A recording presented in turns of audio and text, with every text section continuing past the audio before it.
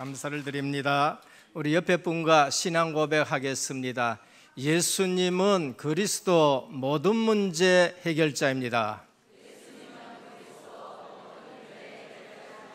네, 입으로 하지 마시고 가슴으로 하시길 바랍니다. 다시 합니다. 구호가 아니에요. 예수님은 그리스도 모든 문제 해결자입니다.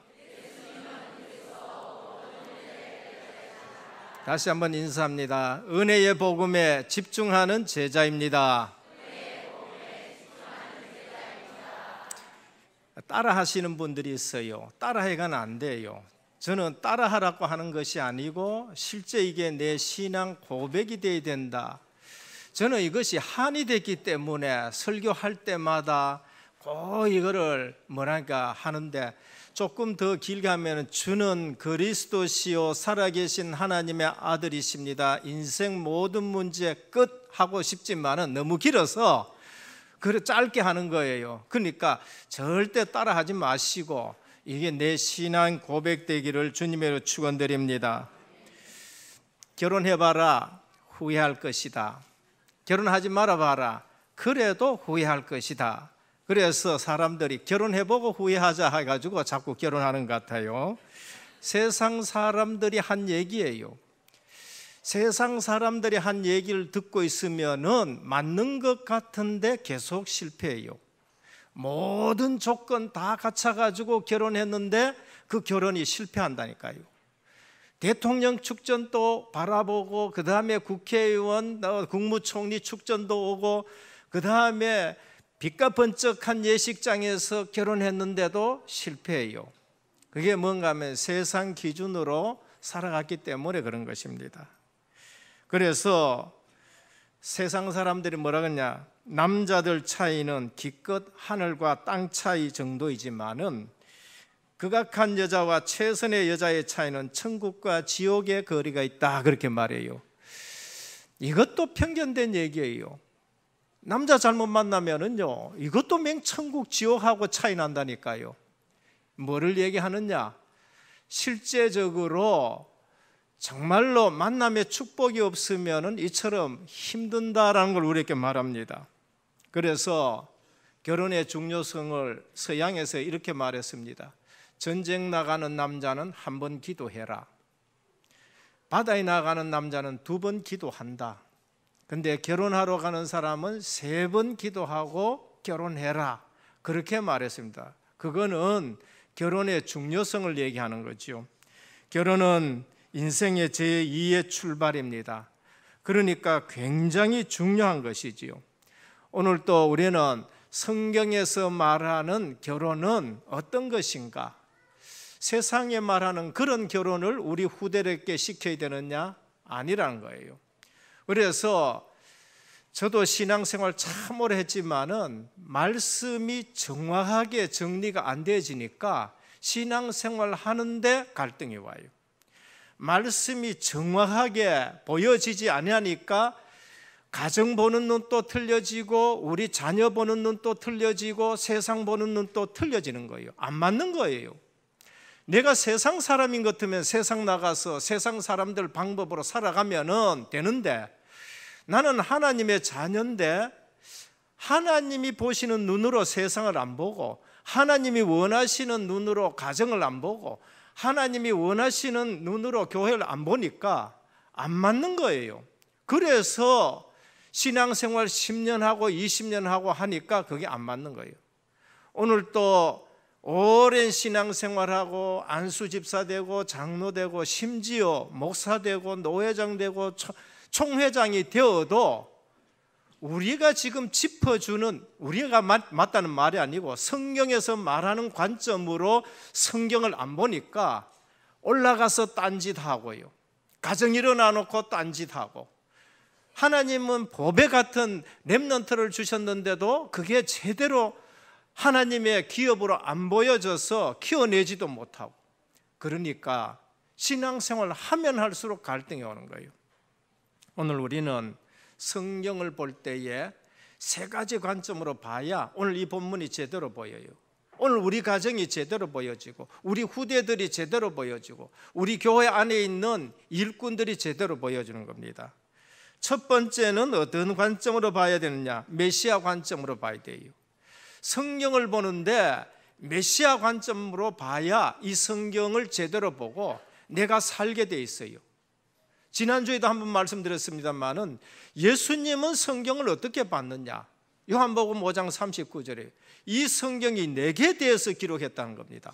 그런데 성경을 가지고 내 중심으로 보는 거예요. 성경을 가지고 육신적인 복을 중심으로 보고 성경을 내 관점으로 자꾸 끌어들이고 설교를 들어도 내 입장에서 자꾸 설교를 드려요. 설교는 예수님의 관점에서 이게 성경이 풀어지는 거예요. 성경은 예수님의 방향 쪽으로 가지고 이게 풀어가야 되는 거예요. 그러니까 목회자는 때로는 성도들의 구미에 맞는 말을 안 할 때도 있어요. 그게 구약의 선지자들이랄까요. 구약의 선지자는 돌을 맞을 수도 있다는 걸 알고 뭐랬냐? 너희는 지금 포로로 붙들려 갈 거야 라는 거예요. 입에 맞는 말 하면 포로로 안 붙들려 가요. 돌을 안 맞아요. 시위대들이 안 갇혀요. 그러나 하나님의 말씀이 그렇기 때문에 그렇게 얘기를 하는 거예요. 말씀을 전하는 거예요. 성경을 어떻게 보냐? 메시아의 관점으로 보는 겁니다. 예수님은 이 성경이 내게 대해서 기록했다 그래요. 그래서 성경을 볼 때에 복음 관점으로 쭉 해석이 되어지는데 그게 무엇인가? 지금 창세기에 모든 시작은 그리스도 안에서 시작이 됐고, 그래서 타락했었을 때에 복음 대신 그리스도 여자의 후손을 보내겠다 했고, 그러면서 처녀가 잉태하여 아들을 낳는데 그 이름이 임마누엘인데 구원, 하나님이 우리와 함께 하시는 것이고, 그래서 어느 날 오셨는데 마리아를 통해서, 동정녀 마리아를 통해서 이 땅에 오셨는데 그 이름을 예수라 하라. 이는 자기 백성을 그 죄에서 구원할 자라. 너희는 나를 누구라 하느냐? 세상 사람들은 나를 누구라 하느냐? 너희는 나를 누구라 하느냐? 주는 그리스도시요 살아계신 하나님의 아들이십니다. 그러니까 네가 복이 있다는 거예요. 그래서 성경은 메시아 관점, 그리스도 관점으로 볼 때에 정확하게 보여지고, 그래서 그 그리스도가 내 인생의 답이 되는 거예요. 왜? 하나님의 형상으로 지음받은 인간이 하나님과 함께 사는 것이 참 행복이요. 그게 창조 원리인데 어느 날 이 인간이 하나님의 형상이 있는 줄도 모르고 하나님 떠난 상태에서 태어나고 원죄 가운데 태어나니까 하나님을 도저히 알지 못하는 거예요. 하나님 알지 못하고 태어난 게 그게 원죄예요. 그거는 내 죄도 아니고 원래부터 내려오는 죄라는 거예요. 원래는 인간은 하나님과 함께 사는 것이 에덴이었었어요. 그런데 이상하게 아담이 타락하고 난 이후에는 원죄 가운데 빠져가 태어나면서 하나님 몰라요. 그러니까 하나님 아닌 우상을 섬기고 돌에 절하면서 복 달라 그러고 나무에 절하면서 복 달라 그러고, 그 다음에 물에 가면 물에 신이 있고 귀신이 있고, 산에 가면 산신령이 있고 부엌에 가면 부엌 귀신이 있고, 그러니까 온데 매여 종살이 하는 거죠. 그래서 하나님이 자기 형상대로 지음받은 인간이 마귀 종살이하는 걸 보니까 너무나도 불쌍해서 사랑이 많으신 하나님이 하나님 만나는 길을 열어주셨는데 예수 그리스도를 이 땅에 보내신 거예요. 그래서 예수님 오셔가 내가 길이다, 하나님 만나는 길이다는 거예요. 선지자. 죄 문제 해결하는데 십자가에서 죄 없는 분이 대신 피 흘려 죽으셔서 우리 죄를 대속했는데 내가 그 제사장이라는 거예요. 인간을 멸망시킨 대통령도 운명이라는 마귀의 틀에 갇혀서 죽게 되는 것이고, 그 다음에 재벌 회장도 12층에서 뛰어내리면서 죽는데 운명에 걸려서 죽고, 그걸 인간으로서는 해결할 수 없어요. 하나님의 아들이 나타나신 것은 사단의 일을 멸하려 하심이라고요. 왜 불신자가 귀신 들린 점쟁이한테 꼼짝 못해요? 거기 사단이 왕노를 하기 때문에, 사단의 종이 되어서 있기 때문에 그런 거예요. 왜 방향마차 이사 가야 돼요? 마귀 종이 되어서 그런 거예요. 그래서 진리를 알지니 진리가 너희를 자유케 하리라 하셨습니다. 그 진리가 뭐예요? 예수 그리스도. 내가 곧 길이요 진리요 생명이니. 그래서 예수 그리스도가 모든 문제 해결하신 줄 믿습니다. 그래서 믿을 때에 하나님의 자녀가 되는 거예요. 신분이 바뀌어지는 겁니다. 두 번째는 전도의 관점입니다. 성경은 전도의 관점으로 기록되어 있어요. 예수님이 오셔서 요한복음 20장 31절에 말했습니다. 예수 그리스도를 통해 죄인된 인간이 구원받는 것이다. 그 방법이 전도란 거예요. 고린도전서 1장 21절에 하나님의 지혜에 있어서는 이 세상이 자기 지혜로는 알지 못하므로 전도에 미련한 것으로 믿는 자들을 구원하시기를 기뻐하셨다고요. 사람이 보기에 미련한데 그게 하나님의 지혜예요. 요한복음 6장 29절에 보면 하나님의 일은 하나님이 보내신 예수 그리스도를 믿는 것이 하나님의 일이라는 것이에요.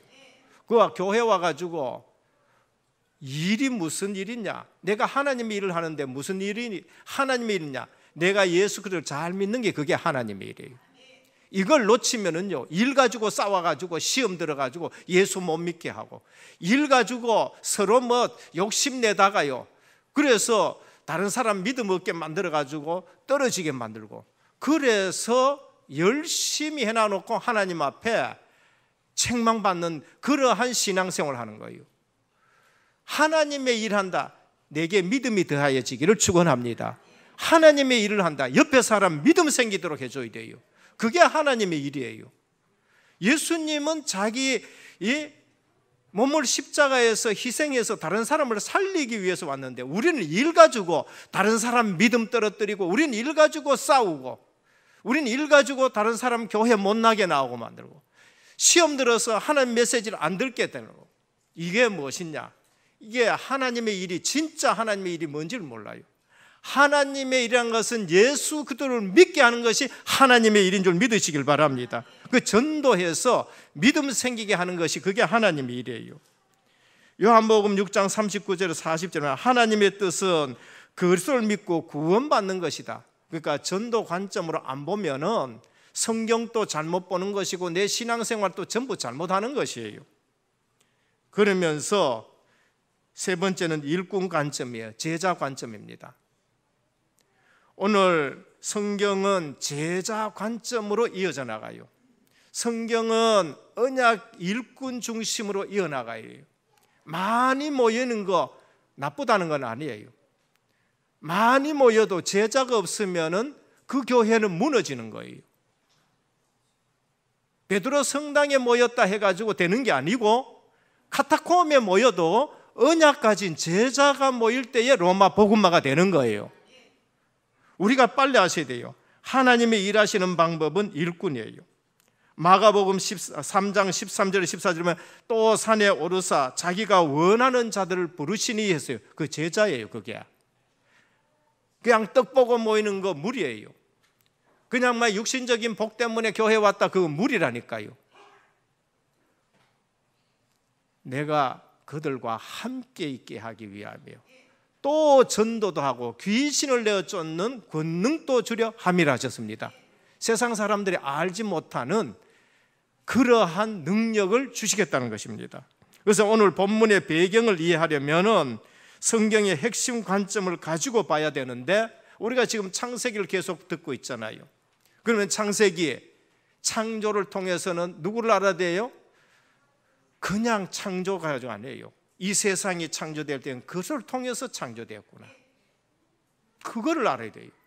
타락이 되었다, 방법이 없어요. 여자의 후손 그리스도를 보내시겠다, 홍수 얘기하면서 방주 안에 들어가야 살듯이 예수 그리스도 안에 들어가야 살고, 방주 밖에 있으면 전부 죽는구나, 그거를 얘기를 하는 거예요.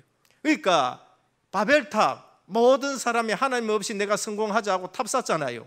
근데 무너져. 그때 하나님은 아브라함에게 너는 거기서 빠져나와서 가나안 땅으로 가라. 왜요? 그 그리스도가 오실 땅이니까. 거기서 빠져나와가 생명의 땅으로 가라는 것이지요. 그러니까 사건을 봐도 왜 예수 믿어야 되는지 이유를 아는 거예요. 오늘날 그러면 우리 성도들이 세상에 일어나는 사건을 봤을 때에 그리스도가 아니면 답이 없다는 것을 보시길 바랍니다. 그게 성경 보는 눈이에요. 그래서 오늘 또 보면은 아브라함, 이삭, 야곱, 요셉이 나오는데 성경에 아브라함 얘기하려니까 아니에요. 아브라함이 예수 믿고 구원 얻었다는 걸 말한 거예요. 그래서 아브라함은 그 언약을 믿음으로 말미암아 의롭다 함을 받았는데 믿음의 조상이 된 줄 믿으시길 바랍니다. 우리도 믿음의 조상을 따라서 모델이 우리도 믿어서 구원 얻는다는 걸 말한 거예요. 이삭은 뭐를 얘기합니까? 약속의 자녀라는 거예요. 약속이 말씀이잖아요. 그럼 이삭은 그 약속의 말씀 붙들고 움직였어요. 말씀 운동의 모델이 된 거예요. 야곱은 뭐냐? 그 언약 붙잡고 기도 속에서 변화되어 가는 거예요. 인본의 대가 야곱, 사기꾼, 발목 잡는 자. 어느 날 하나님이 너는 이스라엘이 되리라. 기도 속에서 그 야곱이 이스라엘이 되는 거예요. 변화. 언약 붙잡고 기도하면서 하나님이 하지 않으면 안 된다는 거예요. 그래서 변화되는 거, 성화되는 사람의 모델이 되는 거예요. 요셉은 그 언약 붙잡은 자는 어디 가도 살고 어디 가도 증인되고, 그래서 세계 복음화, 애국 복음화 하는데 쓰임받은 인물이에요. 그러면 우리 자녀들도 마찬가지예요. 언약 붙들고 어디 갖다 놔도 우리 자녀는 승리할 줄 믿으시길 바랍니다. 감옥에 가도 거기서도 증인으로 승리하고, 그 다음에 보디발의 집에 가도 승리하고, 어느 날 시간표 되니까 바로 왕을 만나가지고 애굽을 살리는 일에 주역이 된 거 있죠. 요 생각으로 각인 뿌리 체질이 안 바꿔지면은 세상 가가지고 또 눌려요. 또 잘못 보는 거예요. 왜 나는 여호와 일해야 되느냐고, 왜 우리 부모는 이러냐 그러고, 우리 가정은 왜 이러냐 그런 거예요. 오늘 그러면은 이삭의 가정이 이제 새롭게 시작하는데, 결혼해가지고 뭐 가정 세운다, 그게 아니에요. 하나님은 구약 시대의 인류 구속사의 주역으로 아브라함을 부르시고 그 가정을 사용하시는 거예요. 대표적으로 선택받은 거예요. 그러면서 그것을 너와 후손과 내가 약속한다 했어요. 그래서 그 후손 중에 이삭이 그 언약을 계승할 가정으로 하나님이 세워가지고 열어봐야 잘 보는 거예요. 그럼 오늘 또 마찬가지예요. 예를 들까요? 12지파, 아브라함, 이삭, 야곱 12지파를 통해서 한 민족을 이룬다고 하셨는데 실제 한 민족이 되었어요. 그건 제사장 나라예요. 하나님의 백성이라고 말했지 그것이 애국 같은 나라요, 로마 같은 나라요, 그거 아니에요. 유대인들이 그렇게 알아서 망한 거예요. 이스라엘은 하나님의 신정국가고 하나님이 왕이시는 그러한 나라예요. 그럼 교회는 뭐냐? 영적으로 바로 그러한 하나님의 나라가 교회인 줄 믿으시길 바랍니다. 그 12지파를 통해서 한 민족을 이루고 그렇게 쓰임 받아야 되는데 이 사람들이 그걸 놓친 거예요. 근데 약속 따라서 예수님이 오신 거예요. 말씀이 성취됐다니까. 그래서 예수님은 이제 구약에 성취된, 말씀이 성취된 예수님은 육신적으로 그 쓰임받은 그거 말고 이제 실제적으로 복음의 12제자를 만들어낸 거예요. 그 12제자를 통해서 120명이 모인 마가다라방을 통해서 구약의 이스라엘과 같은 교회를 세워가지고 아브라함에게 약속했던 그 세계 복음화를 하나님 우리 주님이 이뤄가시는 거예요. 그래서 예수님이 12제자에게 너희는 가서 모든 족속으로 제자를 삼아라.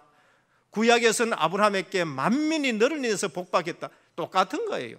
구약에도 믿음으로 구원받고 신약에도 믿음으로 구원받고, 구약의 하나님의 백성이 오늘 신약의 교회가 하나님의 백성인 거예요. 그러면은 내가 지금 어디에 있는가를 알아야 돼요. 그래서 말씀 흐름이라는 말은 이 흐름 속에 내가 있다는 것을 믿으시길 바랍니다. 그게 영적인 눈이 뜨여져야 돼요. 그러면 이 가정은 어떤 가정이냐? 언약을 계승해 나가야 될 가정이라는 것이 보여져야 되는 겁니다. 이걸 모르는 신자, 이걸 모르고 교회 다니는 분들이 얼마나 많은지 몰라요. 그러니까 핵심을 놓치고 신앙생활을 하니까 신앙생활이 안 맞아요. 안 맞으니까 갈등하고, 시간 갈수록 불신앙이 더 써여지고, 그러니까 예수 믿어도 해요, 그 다음에 열심히 해도, 그 다음에 헌신해도 동기 자체가 안 맞는 것이고 눈에 보이는 것이 안 맞는 것이고 하나님하고 방향이 전혀 안 맞는 거예요. 그래서 첫 번째입니다. 언약 혼인 준비입니다. 아브라함은 이러한 사실을 알고 언약 혼인을 준비하는 거예요. 언약의 가정을, 이 사실을 알고 준비하는 겁니다. 그게 1절에서 9절입니다. 이삭이 인류 구속사에서 언약 계승의 가정이라는 겁니다. 그래서 그 가정이 어떤 가정이냐는 걸 알고 준비하는 겁니다. 1절에 보면 아브라함이 나이 많아 늙었고 범사에 복을 주셨더라라고 했습니다. 오늘 내 자신이 복음을 누려야 됩니다. 우리 자녀들을 바로 세우기 위해서는 내 자신이 복음을 누리는 사람이 되어야 돼요. 아브라함이 잘못이 없었다는 거 아니에요. 아브라함의 인생 마지막에는 복음으로 해석해 보니까 전부 하나님이 범사에 복을 주셨다는 거예요. 오늘 시간 갈수록 누가 보든지 간에 하나님이 여러분에게 복을 주셨다는 것이 고백되어지는 그러한 포럼이 되어지는 인생 되기를 주님 축원드립니다. 복음 가진 자는요, 하나님의 자녀는요, 하나님의 주권 속에서 시간 갈수록 어떻게 하냐? 누가 봐도 범사에 복을 주셨다. 요셉도 그렇고 누구든지 다 그런 거예요. 그 사실을 누린 아브라함이 뭐하냐? 이제 이삭이 40세가 됐는데 참 아직도 결혼을 못했는데 하나님이 이제 언약의 가정을 이루어가는 걸 볼 수 있습니다. 이거는 인생 전체가 복음만 해서 이렇게 평가되는 거예요. 그래서 아브라함이 범사에 복이 있다는 말은 그가 만난 사람이 어떤 사람이든지 그가 거주하는 것이 어떤 곳이든지 그에게 일어난 일이 어떤 일이든지 불문하고 하나님이 범사에 그를 형통케 하셨다는 거예요. 그러니까 여러분 만나는 사람은 여러분들을 보면서 범사가 형통하다라고 보여지기를 축원합니다. 이유는 뭔가? 딴 이유 없어요. 하나님이 아브라함과 함께 하셨기 때문에. 이유는 뭔가? 아브라함이 그 언약의 말씀 붙들고 움직이기 때문에 그런 거예요. 2절에서 3절입니다. 늙은 종 엘리에셀에게 약속합니다. 뭐라고 약속하느냐? 하늘의 하나님, 땅의 하나님 앞에서 너는 내 환도뼈 속에 손을 넣고 맹세하자라고 말합니다. 이게 뭔가 하면은 절대 주권자이신 하나님 안에서 모든 것이 이루어진다는 거예요. 그래서 절대 주권 안에서 이삭의 가정이 이루어진다는 것을 믿고 지금 기도하는 것입니다.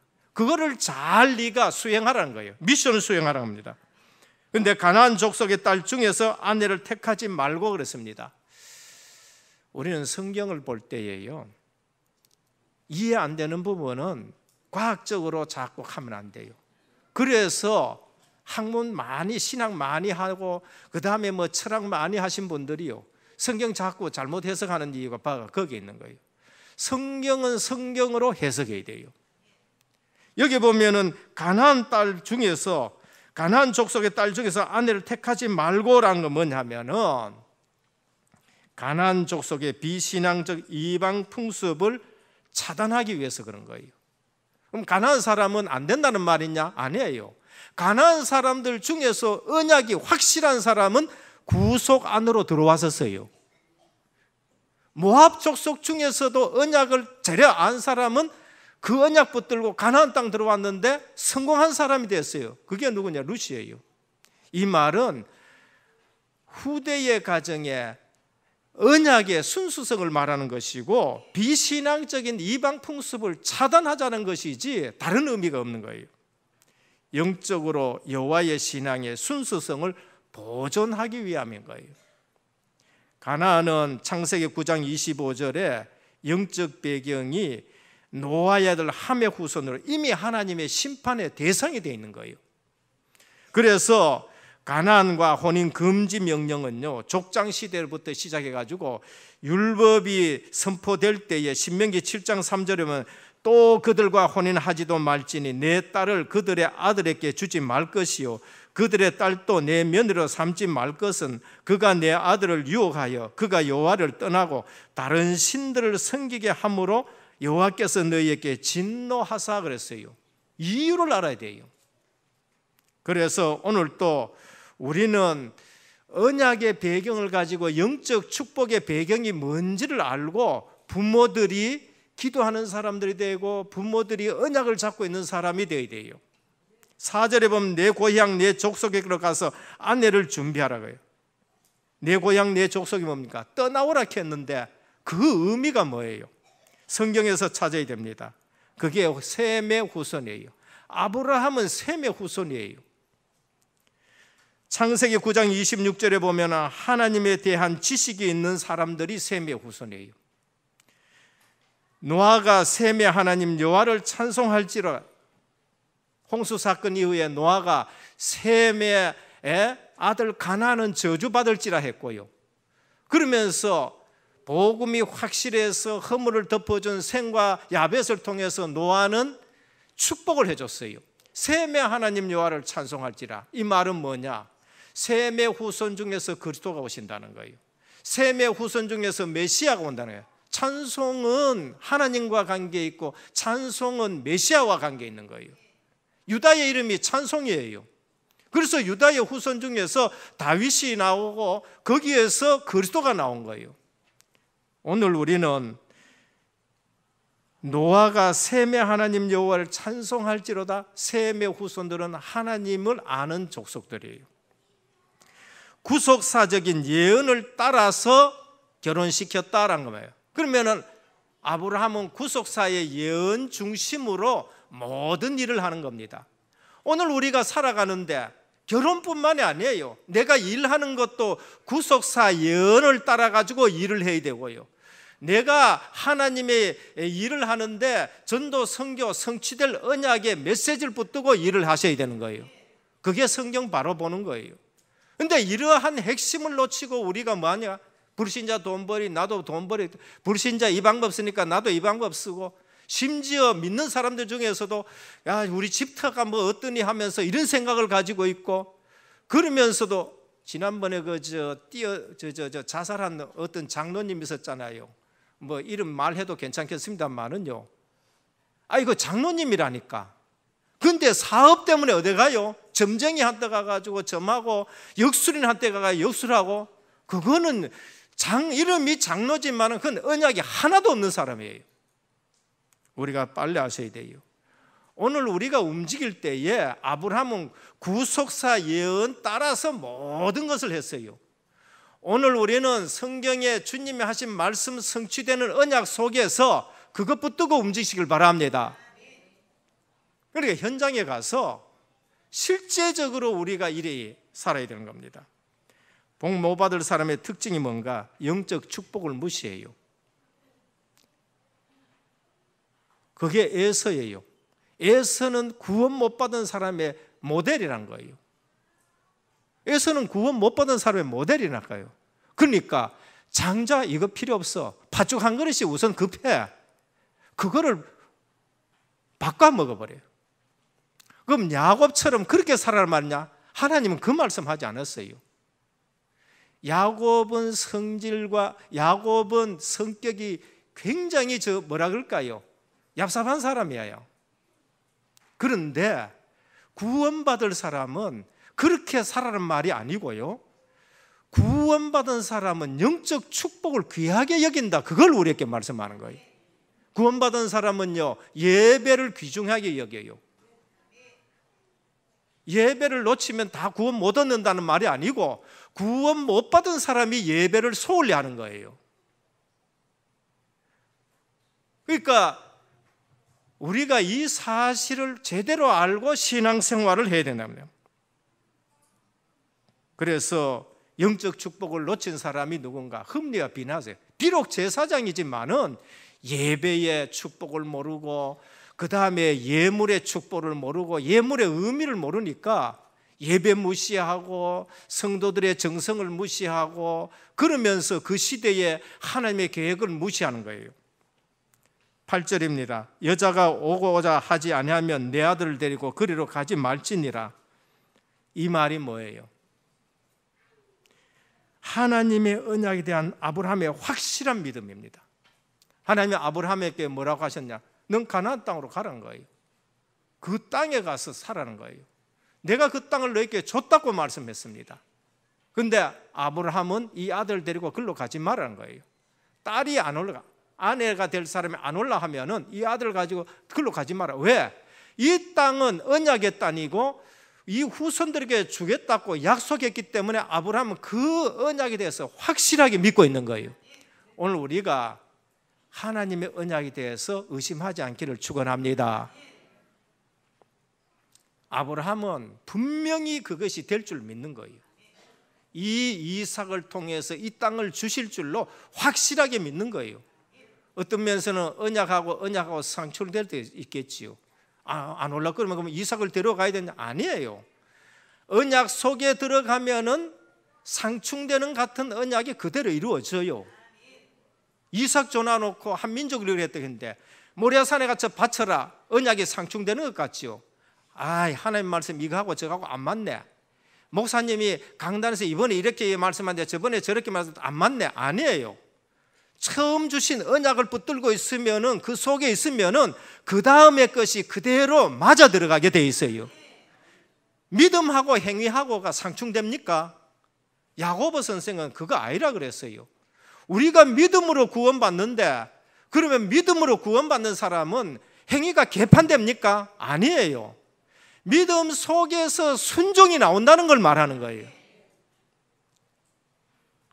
그래서 믿음과 행위는 상충되지 않습니다. 오늘 또 우리가 아브라함이 얼마나 언약을 잡고 모든 것을 움직이는가, 언약을 잡고 결혼을 시키고 후대들 보는 눈도 다르다는 거예요. 둘째입니다. 엘리에셀의 미션과 기도입니다. 엘리에셀은 미션을 받았어요. 그리고 그 미션을 하는데 기도로 모든 것을 해나갑니다. 그래서 가가지고 뭐 하느냐, 12절에 보면은 오늘 안 읽었습니다. 안 읽었지만 집에 가서만 읽어봐요.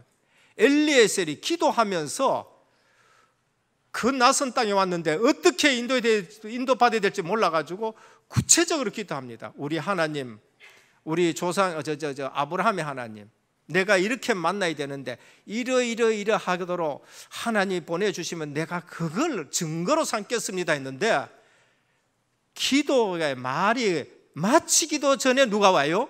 리브가가 따와가지고 물도 올라가니까 물 떠가지고 낙타도 미기고 당신도 기도했는 내용 그대로 하는 거예요. 15절입니다. 말을 마치기도 전에 리브가가 물동이를 어깨에 메고 왔는데 기도했는 내용 그대로 오는 거예요. 오늘 우리가 빨리 알아야 될 것은 매사에 기도하며 인도받는 것이 지혜인 줄 믿으시길 바랍니다. 지혜로운 사람은 머리 굴리잖아요. 지혜로운 사람은 IQ가 좋아도 하나님 의지합니다. 지혜로운 사람은 머리 나쁘면은 더 하나님을 의지합니다. 그래서 머리는 안 좋은데 역사가 일어나는 사람이 바로 그거예요. 머리 좋아서 역사 일어나는 게 아니고 나는 머리가 나쁘니까 하나님만 의지해야 되겠지라는 것이 그게 더 하나님의 역사를 일으키는 거예요. 그래서 성경에서 엘리에셀만큼 기도 응답을 빠르게 받은 자가 없어요. 말을 마치기도 전에 하나님이 리브가를 보낸 걸 볼 수 있어요. 왜 기도 안 하느냐? 기도 응답 못 받아봐가 그래요. 기도하는 사람은 어떤 사람이냐? 기도 응답을 받아본 사람이에요. 이사야 65장 24절 이렇게 말합니다. 그들이 부르기 전에 내가 응답하겠고 그들이 말을 마치기 전에 내가 들을 것이며 라고 하셨습니다. 올해 우리 은혜교회 성도님들, 우리 마음이 하나님과 통하고 기도하면 말 마치기 전에 하나님이 응답하실 줄 믿으시길 바랍니다. 저는 그걸 참 많이 경험하거든요. 그래서 5만 번 기도 응답받은 책이란 걸 보시면요, 실제적으로 하나님이 얼마나 세밀하게 응답하시는 걸 볼 수 있습니다. 엘리에셀의 포럼입니다. 34절에서 60절입니다. 나홀을 만났어요. 그 다음에 리브가의 오빠 라반을 만났어요. 뭐라고 얘기했느냐? 언약 포럼을 했어요. 기도 포럼을 했어요. 내가 여기 왔었는데, 내가 이렇게 기도했는데, 우리의 주인 아브라함이 말한 대로 내가 이렇게 기도했는데, 그래서 여기서 리브가를 만났다. 무슨 포럼입니까? 말씀 포럼하고 기도 포럼인 거예요. 우리가 제대로 기도 포럼하고 말씀 포럼하면은 상대방의 마음이 움직여져요. 아브라함에게 주셨던 하나님의 말씀을 가지고 기도했는데 실제적으로 그게 왔어요. 오늘 여기에 보니까요, 제대로 포럼해 보니까 리브가가 당장 가겠다는 거예요. 그러면서 뭘 하냐? 라반이 우리 누이여, 60절입니다. 너는 1000만인의 어미가 될지어다. 내 씨로 그 원수의 성문을 얻게 할지니라. 소름 돋치는 고백을 해요. 라반은 한 번도 아브라함이 말한 것을 들어보지 못했어요. 그런데 어떻게 이런 고백이 나요? 네 씨로 원수의 성문을 얻게 하겠다. 어디서 많이 들었지요? 이삭이 모리아산에 갔었을 때에 하나님이 네 씨가 대적의 문을 얻겠다는 거예요. 1000만인의 어미가 될지라. 이거는 가나안 땅 들어왔었을 때에 하나님이 또 말씀하시고 또 말씀하시고 그러세요. 떠날 때에 하신 말씀이에요. 그런데 아브라함아 한 번도 안 만났는데 라반이 이 얘기를 하는 거예요. 현장 가보면요, 말씀 붙들고 기도하면서 현장 가보면은요, 한 번도 안 만났는데 통하는 얘기를 해요. 이것이 하나님의 역사인 줄 믿으시길 바랍니다. 시큰 설교 때 들었는 말씀을 어느 날 가보면은 불신자가 그래요. 당신 보니까 하나님 살아계시네 얘기해요.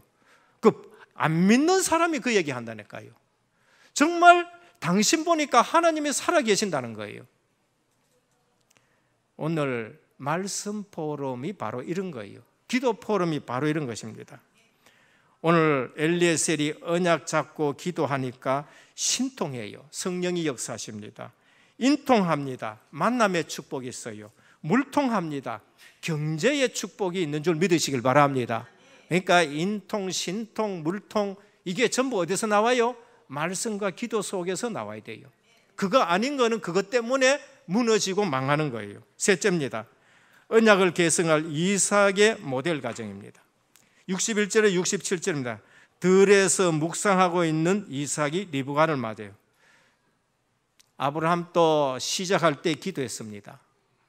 엘리에셀도 가가지고 현장에서 기도했습니다. 이삭도 지금 기도하고 있어요. 저녁에 들에 나가 묵상하다가 했습니다. 현장에서 저녁까지 사업 현장과 기도입니다. 67절 모친 사라의 장막에 드리고, 사라가 왔을 때에 모친 사라의 장막에 드렸다. 언약의 족장의 부인이 사라가 생전에 기거했던 것이고, 그 언약을 이삭과 이제는 같이 이루어져 나가야 될 미션을 지금 수행해야 될 그러한 가정을 이루는 겁니다. 67절 아내를 삼고 사랑하였으니 당시 풍습과는 상관없이 하나님의 창조 질서를 따라 일부 일처로 언약 계승의 모델이 되었어요. 성경에서 가장 모델 가정이 누구냐? 그게 이삭 가정이에요. 당시의 풍습으로 보면은 부인을 여러 사람 뒀었다니까요. 그래서 부인마다 장막이 있어요. 부인마다 장막. 그런데 사라의 장막에 들어간 것은 언약에 계승할 가정이라는 걸 말씀하는 거예요. 그런데 제대로 가정을 이루니까 어떻습니까? 위로를 얻었더라 그런 말이에요. 오늘 우리 후대들이 이루는 가정들은 무슨 가정이냐?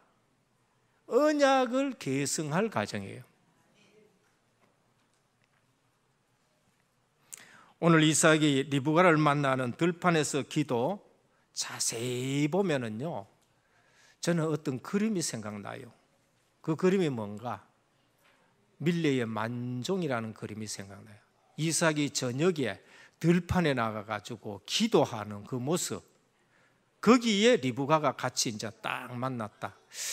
이상하게 저는 만종이라는 그림을 어릴 때부터 이렇게 제 가슴에 뭐 이렇게 영향이 오는데, 어떤 학자가 그거를 평가를 했어요. 세계에서 제일 사람 끌어모으는 그림이 뭔가? 모나리자 그림이라요.